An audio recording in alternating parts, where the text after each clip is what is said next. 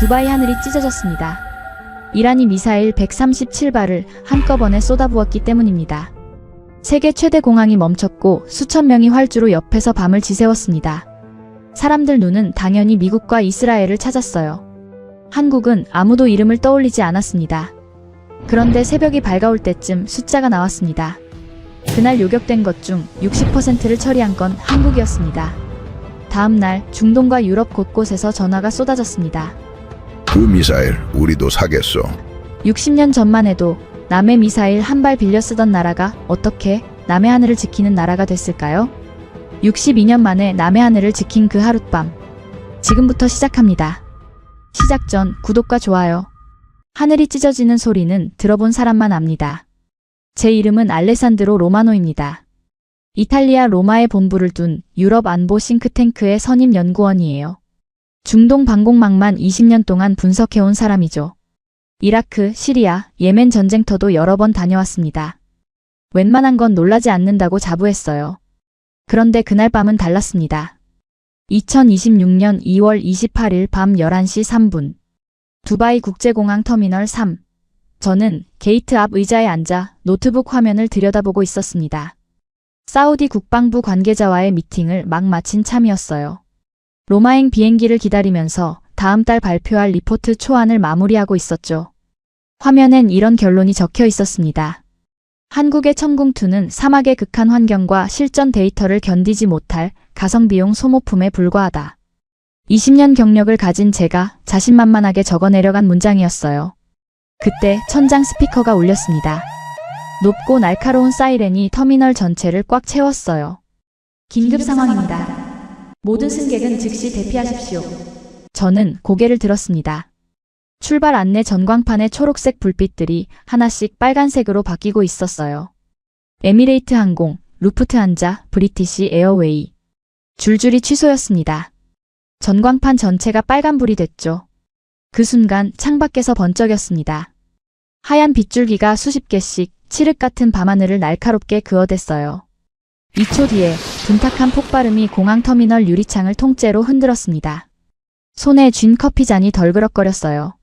아이의 비명이 터졌고 캐리어를 팽개친 사람들이 출구로 달려가는 발소리가 바닥을 가르며 울렸습니다. 누군가 주저앉아 기도를 시작했어요. 비상조명이 켜지면서 로비 전체가 붉은 빛으로 물들었죠. 두바이였으니까요. 세계에서 국제선 승객이 가장 많은 공항입니다. 1년에 9,500만 명이 지나가는 곳. 명품 매장과 마천루로 유명한 도시의 밤하늘 위로 미사일이 날아오고 있었습니다. 손이 떨렸지만 섬광의 높이와 폭발 간격, 방향을 메모하기 시작했습니다. 군사 분석가로 20년 동안 몸에 밴 습관이었죠. 그런데 뭔가 이상했습니다. 섬광이 두 가지 패턴으로 터지고 있었어요. 하나는 비행기가 절대 날 수 없는 까마득히 높은 곳에서 터지는 것. 그리고 또 하나는 고층 빌딩보다 조금 높은 딱 중간쯤 되는 높이에서 터지는 것. 머릿속에서 계산이 돌아가기 시작했습니다. 높은 건 미국의 사드, 낮은 건 패트리어트. 그렇다면 그 중간은 누가 맡고 있는 걸까요? 저는 알고 있었어요. UAE의 방공망에 어떤 무기들이 배치돼 있는지 누구보다 잘 아는 사람이었거든요. 2022년 1월 UAE가 한국과 35억 달러짜리 계약을 맺었을 때 저는 브뤼셀 컨퍼런스에서 코웃음을 쳤습니다. 예산이 부족해서 타협을 한 거겠지. 리포트에도 그렇게 적었죠. 가성비용 소모품. 바로 그때였습니다.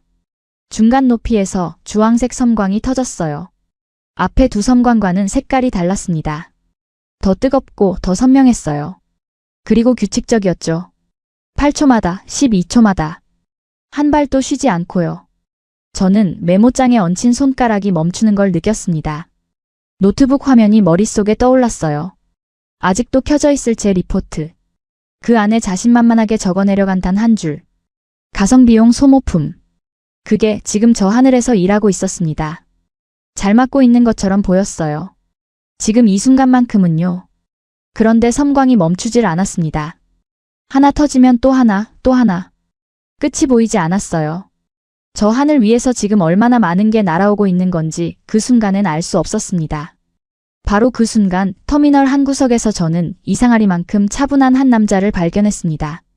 겁에 질린 아이의 귀를 막아주고 있었습니다.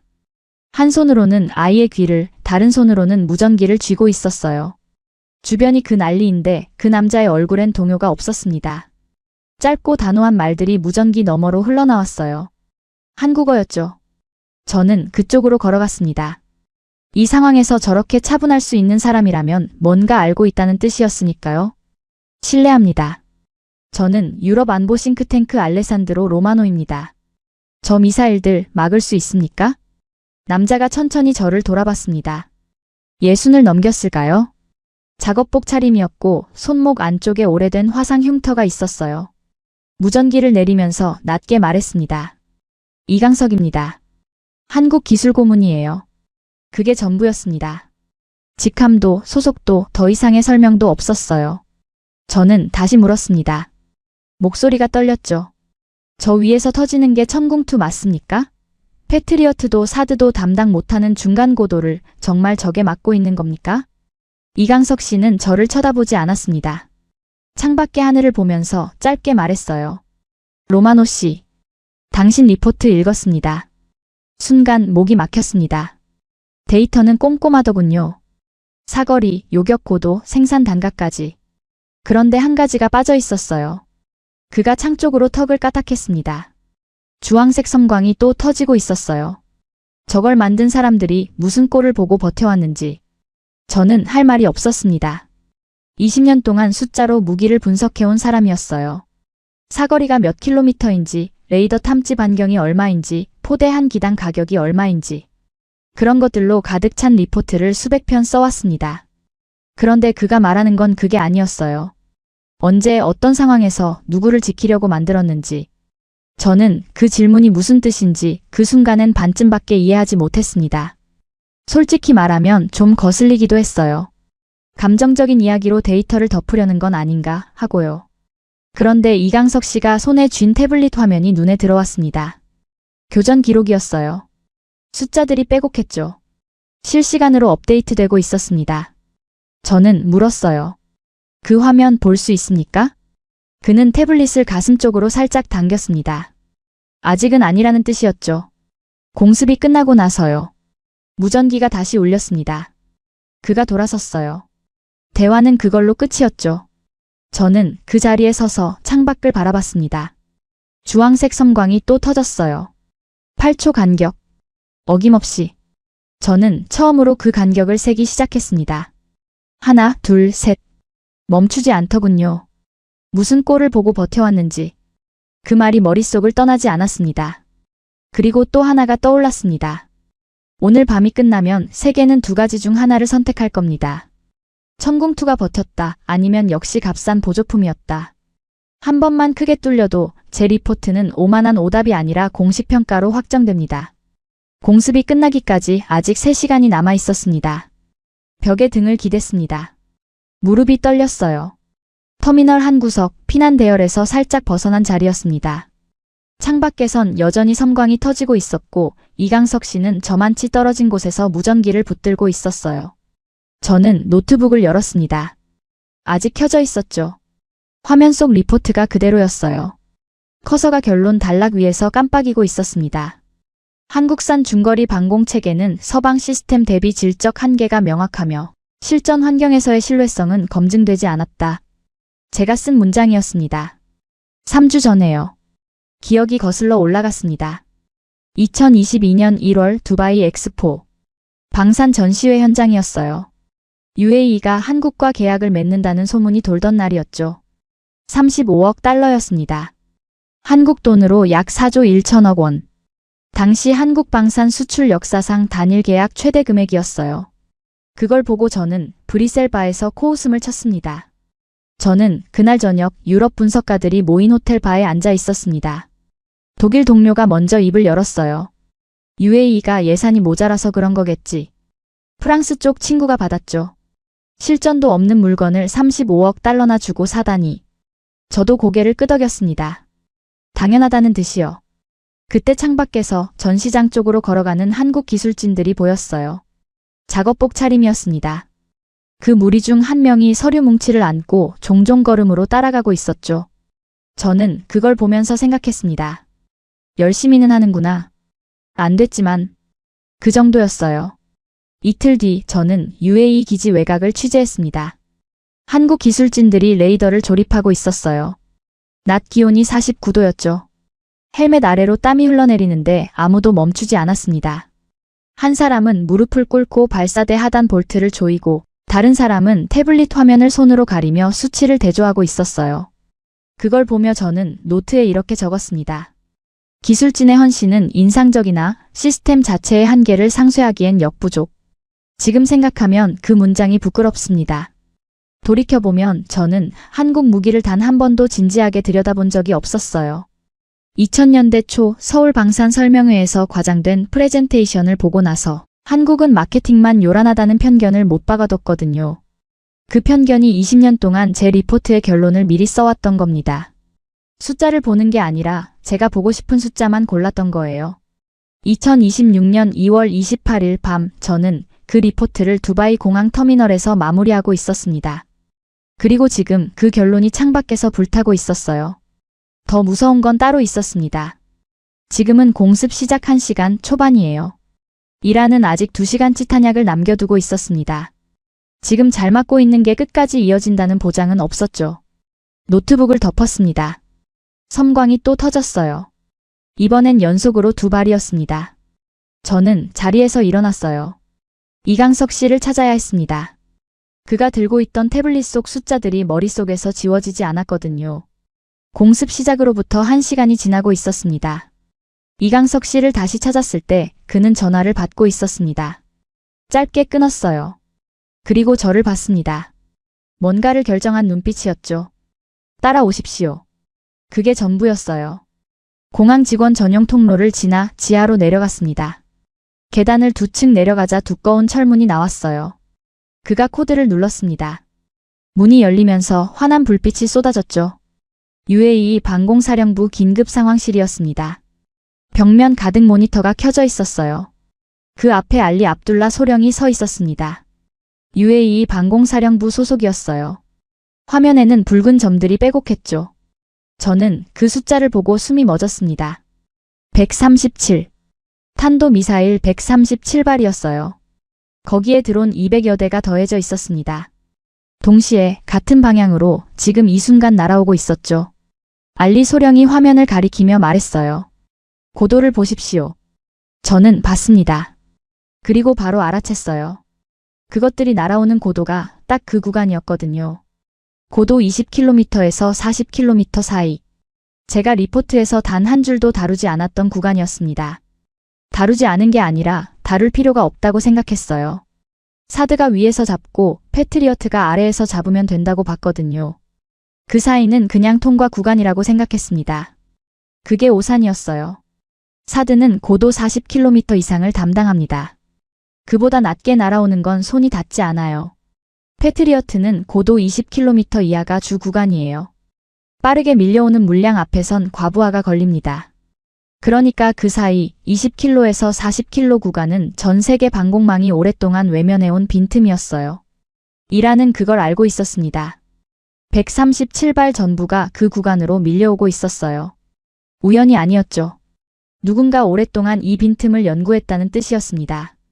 로스탐 중장. 이란 미사일 부대 지휘관이었어요. 그는 이 구간으로 밀어넣으면 두바이가 무방비라는 결론을 가지고 있었던 겁니다. 저는 화면에서 눈을 뗄 수 없었습니다. 알리 소령이 낮게 말했어요. 우리가 이 계약을 맺을 때 유럽 전문가들은 전부 비웃었습니다. 그가 잠깐 저를 봤죠. 가격이 싸서 선택한 거라고요. 그는 다시 화면으로 시선을 돌렸습니다. 우리는 가격을 보지 않았어요. 이 고도를 막아줄 수 있는 나라를 찾았던 겁니다. 목이 바짝 말랐습니다. 바로 그 순간 모니터 한쪽에서 초록색 궤적이 수직으로 솟아오르기 시작했어요. 모래 언덕 아래 숨겨져 있던 발사대였습니다. 천궁투였죠. 이강석 씨가 낮게 중얼거렸어요. 이제 시작입니다. 저는 그때까지도 저게 얼마나 버틸 수 있을지 믿지 못했습니다. 수직이었습니다. 미사일이 발사대에서 튀어오르는 방식이 제가 알던 것과 달랐어요. 포물선을 그리며 날아가는 게 아니었습니다. 그냥 수직으로 하늘을 향해 솟구쳤어요. 그리고 공중에서 방향을 틀었죠. 표적을 향해 번개처럼 꺾였습니다. 저는 알리 소령에게 물었어요. 저게 콜드 런치입니까? 그가 고개를 끄덕였습니다. 발사대가 방향을 돌릴 필요가 없어요. 어느 쪽에서 날아오든 수직으로 띄운 뒤 공중에서 꺾습니다. 저는 그 뜻을 바로 알아챘습니다. 패트리어트 레이더는 120도 부채꼴이에요. 한쪽 방향만 봅니다. 뒤에서 날아오면 장비를 물리적으로 돌려야 하죠. 전쟁터에서 그 몇 초가 생사를 가릅니다. 천궁2 레이더는 360도였어요. 돌릴 필요가 없었습니다. 모니터에서 붉은 점 하나가 사라졌습니다. 요격이었어요. 그리고 또 하나. 연속이었죠. 알리 소령이 손가락으로 화면 한 구석을 짚었어요. 숫자가 올라가고 있었습니다. 요격 카운트였죠. 저는 그래도 믿지 않았습니다. 137발입니다. 드론까지 합하면 300발이 넘어요. 그리고 이란은 아직 최후패를 꺼내지 않은 상태였습니다. 몇 발 잡은 걸로는 부족합니다.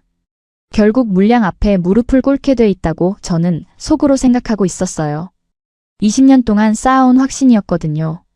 어떤 방공망도 이 숫자 앞에선 버티지 못한다고요. 이강석 씨가 제 옆에 섰습니다. 화면을 보면서 말했어요. 로마노 씨, 한 가지만 물어봐도 되겠습니까? 저는 고개를 돌렸습니다. 당신 리포트에서 이 레이더가 동시에 몇 개의 표적을 추적할 수 있는지 쓰셨습니까? 쓰지 않았습니다. 솔직히 확인도 안 했어요. 256개입니다. 동시에요. 저는 화면을 다시 봤습니다. 붉은 점들이 계속 사라지고 있었어요. 하나씩이 아니었습니다. 여럿이 동시에 꺼졌죠. 그때였어요. 상황실 불빛이 한번 깜빡였습니다. 이란 쪽에서 전자전 공격이 들어온 거라고 알리 소령이 말했어요. 레이더를 눈멀게 만들려는 시도였죠. 저는 숨을 참았습니다. 전자전 공격 앞에서 레이더가 먹통이 되면 끝이에요. 그 순간만큼은 제 오랜 확신이 맞기를 바라지 않았습니다. 화면이 다시 살아났어요. 1.3초였죠. 이강석 씨가 담담하게 말했어요. 주파수 도약 방식입니다. 0.1초마다 바뀌거든요. 붉은 점들이 다시 사라지기 시작했습니다. 리듬이 끊기지 않았어요. 저는 그 순간 처음으로 생각했습니다. 내가 틀렸을지도 모른다고요. 한국이 틀린 게 아니라 손끝이 차가워졌습니다. 밤하늘에서 주황색 섬광이 연속으로 5번 터졌습니다. 어김없이 그 고도에서였어요. 자정이 넘었습니다. 공습 시작으로부터 1시간이 지나고 있었어요. 요격 카운트는 멈추지 않았습니다. 알리 소령이 화면 앞에서 조용히 수치를 읽어내려갔어요. 이강석 씨가 태블릿을 내밀었습니다. 공습 시작 이후 실시간으로 기록된 교전 데이터였어요. 저는 화면을 내려다봤죠. 요격 성공. 요격 성공. 요격 성공. 간간히 요격 실패가 섞여 있었습니다. 완벽하지는 않았어요. 하지만 비율이 문제였죠. 저는 계산기를 꺼냈습니다. 손가락이 굳어 있었어요. 92.4%였습니다. 탄도 미사일 기준이었어요. 137발 중 127발. 나머지 10발은 패트리어트가 저고도에서 추가 요격했고 두바이 도심에 떨어진 건 단 한 발도 없었습니다. 저는 숫자를 다시 확인했어요. 틀리지 않았죠. 이강석 씨가 말했습니다. 직격입니다. 근처에서 터뜨린 게 아니에요. 무슨 뜻인지 바로 알았습니다. 방공 미사일이 적 탄두를 요격하는 방식은 두 가지예요. 표적 근처에서 폭발의 파편으로 파괴하는 방식, 그리고 탄두의 직접 충돌에 박살내는 방식. 전자는 쉽지만 불완전합니다. 탄두가 손상은 되어도 그대로 떨어지는 경우가 생기거든요. 후자는 어렵습니다.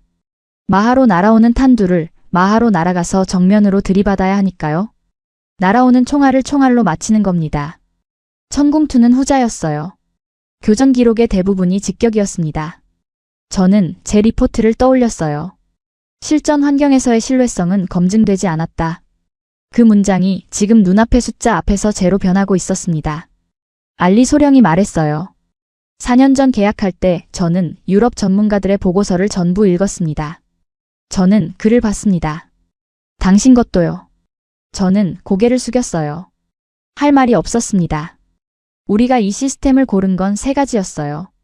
이 고도를 막을 수 있는 것, 우리 기존 시스템과 대화할 수 있는 것, 그리고 실제로 만들어 본 사람들이 끝까지 옆에 있을 것. 그가 이강석 씨를 잠깐 봤습니다. 세 가지 다 한국밖에 없었어요. 모니터에서 또 붉은 점이 사라졌습니다. 주황색 섬광이 하늘에서 터지는 게 창 너머로 보였어요. 저는 메모장에 새 문장을 적기 시작했습니다.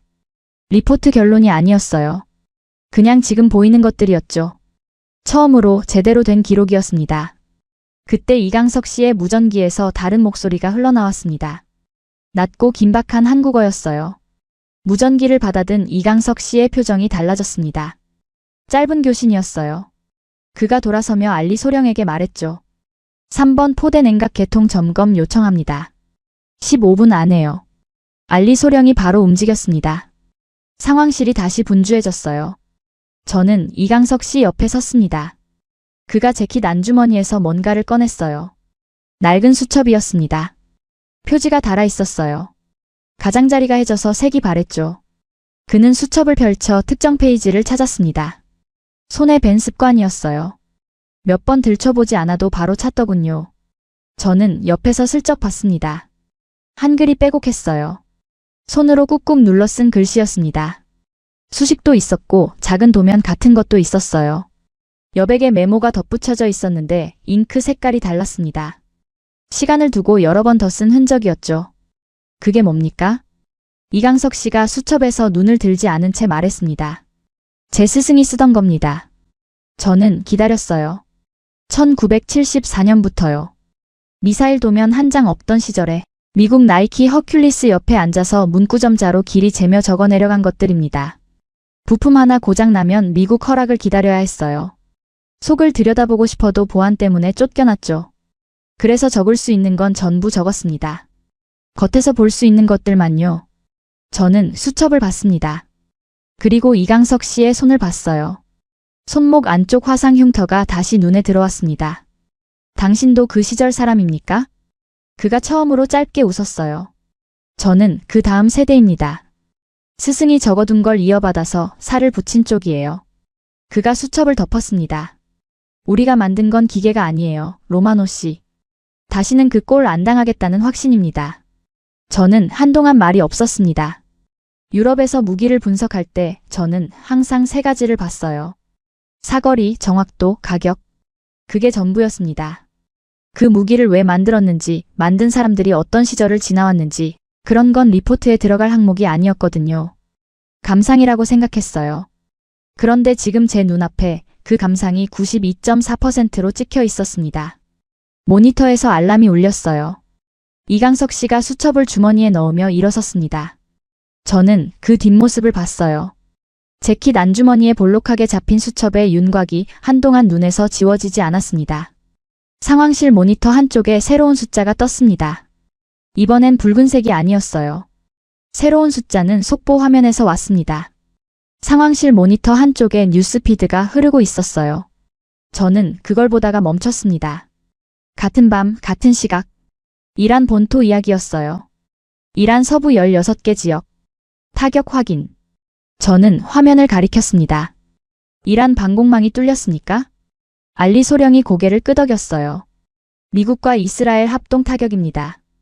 핵시설 인근 방공 거점부터 먼저 때렸어요. 이란도 방공망이 없었던 게 아닙니다. 오히려 겹겹이 깔아뒀어요. 러시아제가 있었고 중국에서 들여온 홍치 시스템이 있었습니다. 자체 개발했다는 무기도 있었죠. 서류상으로는 그럴듯한 다층 방어였어요. 그런데 그날 밤 이란의 하늘은 그냥 열렸습니다. 이유는 단순했어요. 알리 소령이 설명했습니다. 러시아 레이더가 표적을 잡아도 그 정보가 중국 미사일로 넘어가질 않았어요. 프로토콜이 달랐거든요. 중간에 사람이 수동으로 옮겨야 했습니다. 그가 잠깐 멈췄어요. 전쟁터에서요. 저는 눈을 감았습니다. 세 나라 무기를 섞어놨는데 셋이 서로 말이 안 통했던 거예요. 각자 다른 언어를 쓰는 사람 셋이 한 팀인데 통역 없이 싸우라고 내보낸 것과 같았죠. 미국과 이스라엘은 그걸 알고 있었습니다. 첫 타격 목표가 레이더와 지휘시설이었던 건 우연이 아니었어요. 눈을 먼저 찌른 겁니다. 눈이 멀면 미사일은 어디를 향해야 할지 모르죠. 반면 이쪽 화면에선 붉은 점들이 계속 사라지고 있었습니다. 천궁2 레이더가 잡은 정보는 사드 지휘체계로 실시간 흘러갔어요. 사드가 높은 곳에서 놓친 게 있으면 천궁2가 중간에서 받았습니다. 셋이 같은 언어로 대화하고 있었죠. 처음부터 그렇게 설계됐던 겁니다. 이강석 씨가 말했어요. 무기를 잘 만드는 것과 다른 무기와 함께 잘 싸우게 만드는 건 완전히 다른 능력입니다. 저는 그 말을 받아 적었어요. 홍치 시스템. 중국이 자국 내 전시회에서 공개한 영상들이 떠올랐습니다. 화려했어요. 발사 장면, 요격 장면, 해설자의 목소리까지. 저는 그 영상들을 리포트에서 여러 번 인용했습니다. 중국 방공망의 현대화 근거로요. 그 시스템이 배치된 지역들이 지금 뉴스 화면에서 타격 확인으로 뜨고 있었어요. 저는 잠깐 제 리포트를 떠올렸습니다. 천궁2를 깎아내리면서 홍치 시스템은 우호적으로 서술했던 기억이 났어요. 같은 리포트 안에서요. 손이 차가워졌습니다. 알리 소령이 화면 숫자를 업데이트했어요. 요격 카운트가 또 올라가 있었죠. 저는 그 숫자를 메모장에 받아 적으면서 처음으로 이 상황을 있는 그대로 기록하고 있다는 걸 느꼈습니다. 그때 제 휴대폰이 울리기 시작했습니다. 진동이 멈추질 않았어요. 로마 본부였습니다. 편집장이었어요. 저는 상황실 구석으로 걸어가 받았습니다. 알레산드로, 지금 두바이에 있는 거 맞아? 어떻게 된 거야? 천궁 리포트 다시 써야 하는 거 아니야? 목소리가 높았어요. 저는 창밖을 봤습니다. 주황색 섬광이 또 터지고 있었죠. 리포트 전부 파기하십시오. 짧은 침묵이 흘렀어요. 뭐라고? 제가 쓴 한국 방공 관련 리포트 전부입니다. 오늘 밤 제가 직접 목격한 것들로 다시 씁니다. 전화를 끊었습니다. 진동이 다시 시작됐어요. 브뤼셀 동료였습니다. 받지 않았어요. 또 울렸습니다. 독일 쪽 분석가였죠. 역시 받지 않았습니다. 단체 채팅방에 메시지가 쌓이고 있었어요. 슬쩍 봤습니다. 운이 좋았던 거겠지. 미국 데이터 지원 없이 가능했겠어? 한국 장사꾼들한테 넘어간 거 아냐? 저는 화면을 뒤집어 놨습니다. 며칠 전 제 모습이었거든요. 그 말들이 전부 며칠 전 제가 했던 말들이었습니다. 브뤼셀 바에서, 브뤼셀 컨퍼런스 복도에서, 제 리포트 결론 단락에서. 그대로였어요. 그래서 더 불쾌했습니다. 이강석 씨가 다가왔어요. 연락이 많이 옵니까? 동료들입니다. 전부 미국 지원 덕분이라고 하더군요. 그가 잠깐 생각하는 표정을 지었습니다. 그리고 말했어요. 2011년에 천궁 1세대 개발이 끝났을 때도 그런 말이 있었습니다. 러시아 기술 베꼈다고요. 그가 상황실 모니터를 봤어요. 2017년에 2세대 나왔을 때도요. 미국 패트리어트 따라 만든 거라고. 그가 저를 봤죠. 오늘 밤도 같은 말이 나올 겁니다. 내일도요. 저는 화면을 다시 봤습니다. 요격 카운트가 올라가 있었어요. 그때 알리 소령이 다가왔습니다. 손에 인쇄물을 들고 있었어요. 방금 들어온 겁니다. 저는 받아들었습니다. 이라크 국방부 발신이었어요. 긴급 협의 요청이었죠.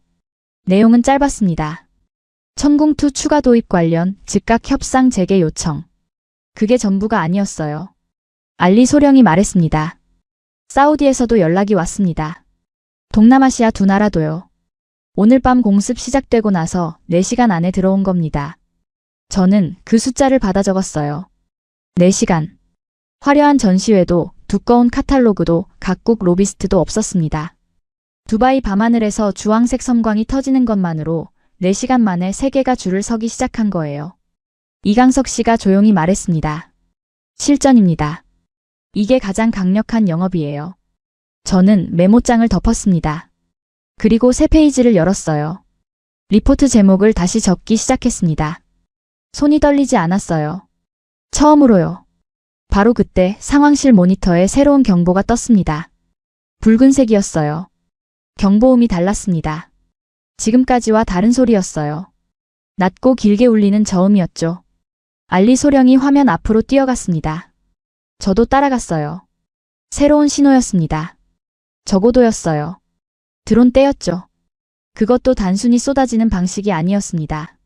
탄도 미사일과 순항 미사일을 섞어서 서로 다른 고도에서 동시에 밀어넣는 복합 공격이었어요. 알리 소령이 말했습니다. 로스탐입니다. 마지막 패를 꺼낸 겁니다. 저는 화면을 봤습니다. 붉은 점들이 다시 늘어나고 있었어요. 아까와는 차원이 달랐습니다. 단순히 숫자가 많은 게 아니었어요. 각기 다른 고도에서 각기 다른 속도로 사방에서 동시에 밀려오고 있었죠. 레이더가 처리해야 할 연산량이 한꺼번에 폭발하는 상황이었습니다. 이강석 씨에게 다가갔어요. 이게 버텨집니까? 그가 무전기를 들었습니다. 짧고 빠른 한국어가 이어졌어요. 저는 그의 얼굴을 봤습니다. 처음으로 아주 잠깐 미간이 좁혀지는 걸 봤어요. 그것만으로 충분했습니다. 등줄기가 서늘해졌어요. 3시간 동안 이 남자의 얼굴은 단 한 번도 흔들린 적이 없었거든요. 저는 이강석 씨 옆에 서서 작게 물었어요. 동료들이 말합니다. 미국 지원 덕분이라고요. 한국이 독자적으로 한 건 없다고요. 그가 무전기를 내리며 말했습니다. 2017년에 천궁2 개발이 끝났을 때 미국이 기술 이전 요청을 해왔습니다. 저는 멈췄어요. 우리가 거절했습니다. 그가 화면을 봤어요. 보조품이었으면 그런 요청이 왔겠습니까? 저는 할 말이 없었습니다. 알리 소령이 빠르게 명령을 내렸어요. 화면 속 붉은 점들이 계속 늘어났습니다. 각기 다른 속도, 각기 다른 고도, 각기 다른 방향. 레이더 하나가 이걸 전부 동시에 처리하고 있었어요. 256개. 이강석 씨가 아까 말했던 그 숫자가 머릿속에서 맴돌았습니다. 그런데 지금 화면에 찍힌 붉은 점은 그것보다 많았어요. 저는 처음으로 소리내어 물었습니다. 1개를 넘은 겁니까? 이강석 씨가 대답하지 않았어요. 대답 대신 단말기 앞으로 걸어갔습니다. 상황실 불빛이 깜빡였습니다. 이번엔 2번이었어요. 새벽 2시였습니다. 화면이 붉게 물들었어요. 알리 소령이 헤드셋을 고쳤으며 빠르게 명령을 내렸습니다. 알아보였지만 목소리 톤만으로도 알 수 있었어요. 좋지 않다는 걸요. 저는 숫자를 봤습니다. 적어도 표적 200여 개. 수면 위로 낮게 깔려 날아오는 자살 드론과 순항 미사일이었어요. 높은 것도 중간도 아니었습니다. 레이더가 가장 잡기 까다로운 구간이었죠. 지형과 건물에 가려지는 초저공이었거든요. 패트리어트 잔탄 표시가 화면에 떴습니다. 빨간색이었어요. 저는 그 숫자를 보고 멈췄습니다. 잔탄이 바닥에 가까웠어요. 3시간 동안 쉬지 않고 쏜 결과였죠. 패트리어트가 멈추면 저고도는 완전히 열립니다. 천궁2가 커버하는 구간이 아니에요. 그게 열리면 두바이 도심이 직접 노출됩니다. 저는 이강석 씨를 봤습니다. 그는 태블릿을 들여다보고 있었어요. 화면을 스크롤하다가 멈췄습니다. 무전기를 들었죠. 짧게 말하고 끊었어요. 무슨 상황입니까? 그가 저를 봤어요. 잠깐이었습니다. 3번 포대 요격탄 재장전 중입니다. 8분 걸려요. 8분. 저는 화면을 다시 봤습니다. 붉은 점들이 이동하고 있었어요. 느리지 않았습니다. 저는 계산했죠. 8분을 버티기엔 너무 많았어요. 알리 소령이 이강석 씨에게 뭔가를 말했습니다. 이강석 씨가 고개를 끄덕였어요. 그리고 돌아서서 상황실 구석 단말기 앞에 앉았습니다. 빠르게 타이핑을 시작했어요. 저는 다가갔습니다. 화면을 봤어요. 소프트웨어 업데이트 명령이었습니다. 지금 이 순간 실시간으로요. 지금 뭘 하는 겁니까? 그가 타이핑을 멈추지 않으며 말했어요. 다중 목표 교전 최적화 모드입니다. 한 번도 실전에서 쓴 적 없어요. 저는 숨이 막혔습니다. 한 번도 실전에서 쓴 적 없는 알고리즘을 지금 이 순간 올리겠다는 거였어요. 잘못되면 시스템 전체가 멈출 수 있었습니다. 재장전 중인 3번 포대, 잔탄 바닥에 패트리어트 200여 개의 붉은 점. 이것들이 전부 머릿속에서 겹쳤어요. 저는 머리를 감쌌습니다. 목이 바짝 말랐어요. 그때 제 휴대폰에 메시지가 또 왔습니다. 채팅방이었어요. 브뤼셀 동료였죠. 봤어? 두바이 항구 쪽 뚫렸다는 속보 나왔어. 역시 한계가 있지. 저는 그 메시지를 보고 처음으로 그 말이 맞을 수도 있다는 생각이 들었습니다. 이강석 씨가 엔터를 눌렀어요. 화면이 잠깐 꺼졌습니다. 0.8초였어요. 그 0.8초가 평생 가장 긴 시간처럼 느껴졌습니다. 화면이 다시 켜졌습니다. 시스템이 살아났어요. 모니터가 하나씩 복구됐죠. 저는 숨을 내쉬었습니다. 옆에서 알리 소령이 아랍어로 짧게 뭔가를 말했어요. 기도였습니다. 이강석 씨는 일어났습니다. 표정이 없었어요. 화면을 봤습니다. 붉은 점들이 다시 사라지고 있었어요. 아까보다 빨랐습니다. 여럿이 동시에 꺼졌죠. 다중 목표 교전 최적화 모드였어요. 레이더가 200여 개의 표적을 개별로 분리해서 동시에 처리하고 있었습니다. 저는 이강석 씨 옆에 섰습니다. 말이 나오지 않았어요. 그가 먼저 입을 열었습니다. 화면을 보면서였죠. 1974년 이야기를 아십니까? 저는 고개를 저었어요. 그가 재킷 안주머니에서 수첩을 꺼냈습니다. 낡은 그 수첩이었어요. 그는 수첩을 펼치지 않았습니다. 그냥 손에 쥔 채로 말했어요. 박정희 대통령 지시로 미사일 개발을 시작한 해입니다. 이름은 백곰이었어요. 보안 때문에 무기와 전혀 관련 없는 이름을 붙인 거죠. 그가 잠깐 멈췄습니다. 그때 한국엔 미사일 도면이 한 장도 없었어요. 저는 기다렸습니다.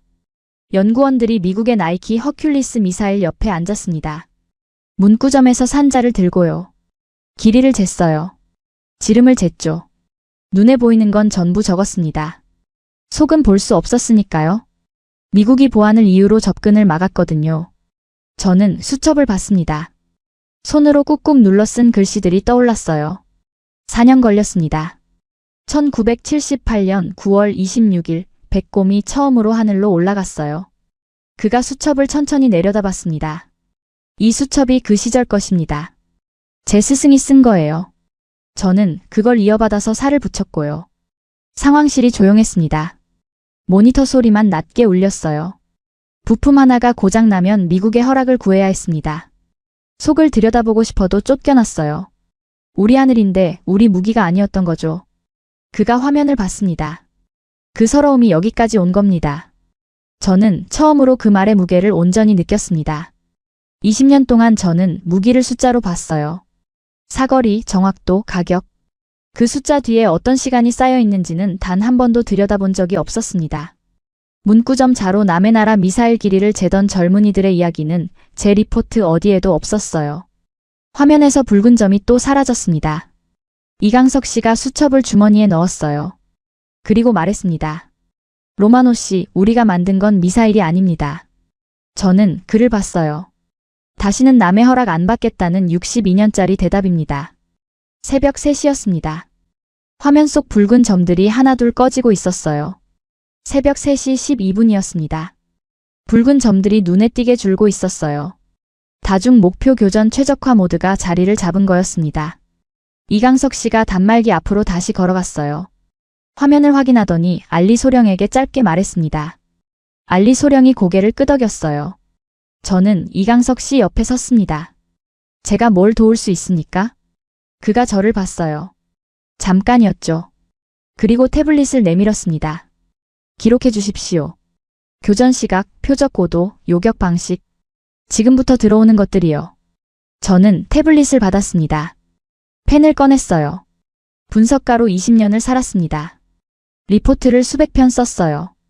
그런데 지금 이 순간 처음으로 실시간 교전 기록을 직접 손으로 받아 적고 있었습니다. 누군가의 데이터를 빌려서 쓰는 게 아니라 제 눈으로 보고 제 손으로 쓰는 거였죠. 이강석 씨가 말하는 게 뭔지 그때 처음으로 몸으로 이해했습니다. 직접 만들어야 한다는 것, 빌려서는 절대로 알 수 없는 것들이 있다는 것. 화면에서 경보음이 짧게 울렸어요. 로스탐의 마지막 패였습니다. 순항 미사일 30여 발이 서로 다른 방향에서 동시에 밀려오고 있었어요. 정확히 천궁2 레이더의 처리 한계를 노린 방식이었죠. 이강석 씨가 다시 타이핑을 시작했습니다. 저는 물었어요. 뭘 하는 겁니까? 우선순위 재배열입니다. 속도가 빠른 것, 도심에 가까운 것 순서로 교전 순서를 다시 짜는 거예요. 저는 받아 적었습니다. 새벽 3시 14분. 복합 방향 순항 미사일 31발. 우선순위 재배열 가동. 알리 소령이 화면을 가리키며 말했어요. 나옵니다. 발사대에서 요격탄이 수직으로 솟아올랐어요. 이번엔 패턴이 달랐습니다. 한 방향이 아니었어요. 360도 각기 다른 방향으로 동시에 퍼져나갔죠. 하늘에서 궤적들이 교차하며 기하학적인 그물을 그렸습니다. 저는 숨을 참았어요. 섬광이 터졌습니다. 하나, 둘. 연속이었어요. 멈추지 않았습니다. 상황실이 요격 알람으로 가득 찼어요. 저는 받아 적었습니다. 손이 떨리지 않았어요. 이강석 씨가 화면을 보면서 말했습니다. 저한테 하는 말이 아니었어요. 혼잣말에 가까웠죠. 1978년에 백곰이 처음 날던 날 시험장에 모인 연구원들이 울었다고 합니다. 제 스승한테서 들었어요. 그가 잠깐 멈췄습니다. 지금 저 포대 옆에 서 있는 우리 기술진들도 속으로는 그럴 겁니다. 저는 펜을 멈추지 않았습니다. 새벽 3시 19분. 순항 미사일 31발 중 29발 요격. 나머지 2발은 패트리어트가 저고도에서 처리. 도심 피해. 없음. 그리고 새벽 3시 22분 상황실에 새로운 메시지가 떴습니다. 올 클리어. 알리 소령이 헤드셋을 벗었습니다. 상황실이 조용해졌어요. 3시간 22분 동안 쉬지 않고 울리던 경보음이 멈췄습니다. 그 정적이 오히려 낯설었어요. 저는 화면을 봤습니다. 붉은 점이 하나도 없었어요. 이강석 씨는 단말기 앞에 그대로 앉아 있었습니다. 화면을 보면서 뭔가를 적고 있었어요. 교전 종료 보고서였겠죠. 저는 태블릿을 내려다봤습니다.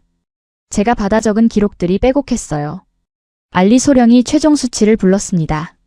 탄도 미사일 137발 중 127발 요격, 드론 209대 중 192대 격추, 전체 요격률 92.4%, 두바이 도심 피해 없음. 저는 그 숫자들을 받아 적으면서 손이 멈추는 걸 느꼈습니다. 92.4%. 같은 밤 이란 본토는 달랐어요. 미국과 이스라엘의 합동 타격 앞에서 이란의 방공망은 무너졌습니다. 러시아제와 중국제가 섞인 그 시스템은 서로 대화하지 못한 채 각자 쓰러졌어요. 이란 서부 16개 지역이 타격을 받았고 사망자가 200명을 넘었다는 속보가 상황실 한쪽 모니터에 흐르고 있었습니다. 같은 밤이었어요. 한쪽은 막았고 한쪽은 뚫렸습니다. 알리 소령이 저를 봤어요. 로마노 씨, 아까 채팅방에서 미국 지원 덕분이라고 했다죠. 저는 고개를 끄덕였어요. 천궁2가 잡은 중간고도 요격, 미국 시스템은 담당 구간이 아닙니다. 그가 화면을 가리켰어요. 저기서 터진 주황색 섬광, 전부 한국이 혼자 한 겁니다. 저는 할 말이 없었습니다. 이강석 씨가 단말기에서 일어났어요. 기지개를 켜지도 않았고 안도하는 표정도 아니었습니다. 그냥 다음 할 일을 찾는 사람의 얼굴이었어요. 그가 무전기를 들어 짧게 말했습니다. 포대 점검 지시였겠죠. 저는 그 모습을 보면서 제 리포트를 떠올렸습니다. 가성비용 소모품. 그 문장을 쓸 때 저는 이 사람이 누군지 알려고 하지 않았습니다. 이 사람이 어떤 시절을 지나왔는지, 무슨 이유로 49도 사막에서 무릎을 꿇고 볼트를 조였는지. 단 한 번도요. 알리 소령의 휴대폰이 울렸습니다. 봤더니 저를 봤어요. 이라크 국방부입니다. 긴급 협상 재개 요청이에요. 그가 잠깐 멈췄습니다. 사우디도 방금 들어왔고요. 폴란드에서도 연락이 왔습니다. 공습 시작 이틀 전 한국은 UAE와 350억 달러짜리 양해각서를 맺었습니다. 50조 원이에요. 우리나라 1년 국방 예산 전체가 60조 원입니다. 한나라와 맺은 약속이 그 금액에 맞먹었죠. 폴란드였습니다. 중동이 아니었어요. 저는 이강석 씨를 봤습니다. 그가 짧게 말했어요. 12조 원이 이미 계약된 나라들입니다. 앞으로 논의될 규모는 그것보다 훨씬 크고요. 12조 원. 대한민국이 1년 동안 쌀 농사로 버는 돈보다 많습니다. 미사일 하나가요. 저는 메모장을 폈습니다. 3페이지였어요. 리포트 제목을 적기 시작했죠. 3번 썼다가 지웠습니다. 4번째로 적은 건 이랬어요. 대한민국. 빌린 매에서 스스로의 화살로. 창밖이 밝아오고 있었습니다. 두바이의 마천루 사이로 빛이 스며들기 시작했어요. 공항이 다시 열렸습니다. 새벽 5시 41분. 출발 안내 전광판에 빨간 불들이 하나씩 꺼지기 시작했어요. 취소였던 항공편들이 다시 초록색으로 바뀌었습니다. 에미레이트 항공, 루프트한자, 브리티시 에어웨이. 어젯밤 그 순서 그대로였어요. 저는 터미널 벤치에 앉아 그 전광판을 한참 바라봤습니다. 어젯밤 11시 3분 저는 이 벤치에서 리포트 초안을 마무리하고 있었어요. 가성비용 소모품. 그 결론을 적어 내려가던 손으로 지금은 전혀 다른 문장들을 적고 있었습니다. 노트북을 열었습니다. 리포트 파일을 찾았어요. 삭제했습니다. 망설임 없이요. 새 파일을 열었어요. 제목 칸에 커서가 깜빡였습니다. 저는 천천히 적었어요. 대한민국 방공체계 실전 검증 보고서. 2026년 2월 28일 두바이. 그리고 첫 줄을 썼습니다. 저는 틀렸습니다. 그게 전부였어요. 나머지는 천천히 써 내려갔습니다. 손이 떨리지 않았어요. 처음으로 단 한 글자도 망설이지 않았습니다. 이강석 씨가 다가왔어요. 작업 가방을 어깨에 메고 있었죠. 출구 방향이었습니다. 로마로 돌아가십니까? 저는 고개를 저었습니다.